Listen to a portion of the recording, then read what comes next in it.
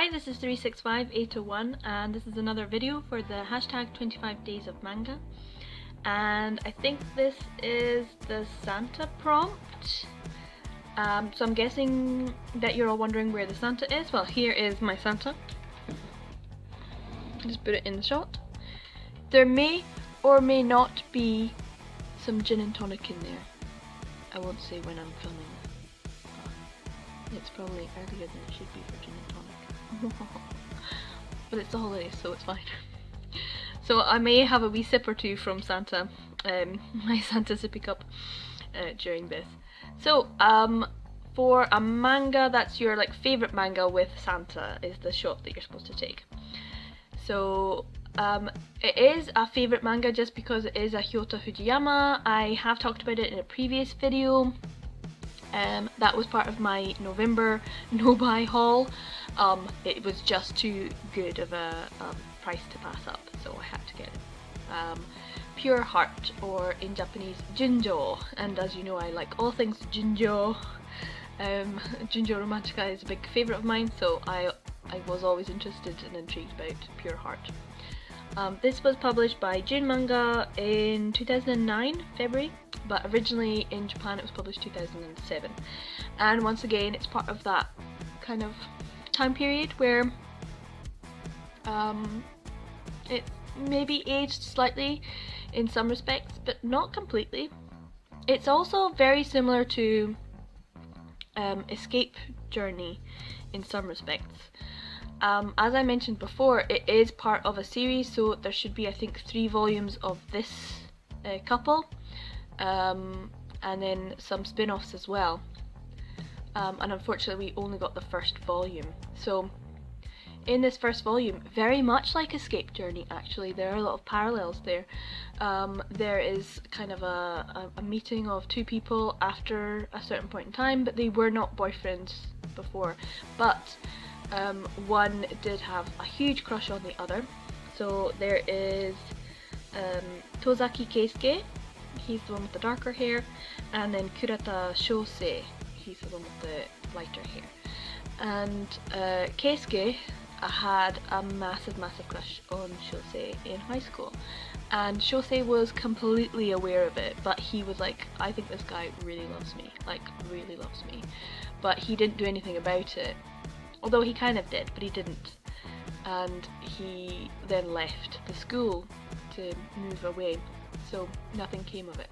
And they meet, the story starts with them meeting again after many years, and Shosei being like, oh, this is the guy that had the massive crush on me, and being intrigued enough to want to try a physical relationship with him.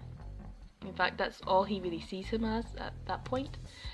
I think Pure Heart, although it's a fantastic read, I'm gonna have to say straight away, it's Hyota Fujiyama, so I highly recommend it because I love her artwork and I love her storytelling. But Keisuke is a wee gem. He's a wee precious person that needs to be protected, and everyone else in the story are basically assholes. They're just arses. They're just not very nice. And that includes Kurata Shosei.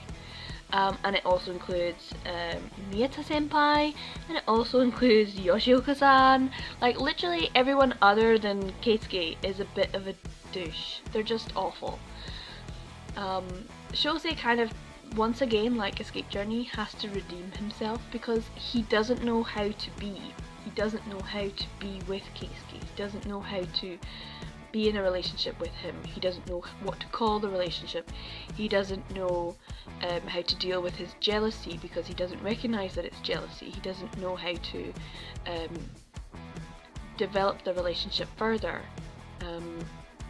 It's kind of interesting because Keisuke is just like, so he doesn't want to be back in love with this person, but he can't help it because he was so in love with them when they were in high school. And so just being around him, it's like, once again, that's all he feels. So I think he has to go through a process where he has to recognise that he's not the same person as he was in the past, and they have to kind of get through that and recognise that it's each other now in the present that they are with and that they love. That seems to be like a general theme in a lot of it. Like, think about The World's Greatest First Love with Onder and Takano. That's like a massive theme there too. So, anywho, Pure Heart, it has a lot of parallels with Escape Journey because there is a sexual assault within a relationship that has to be worked through.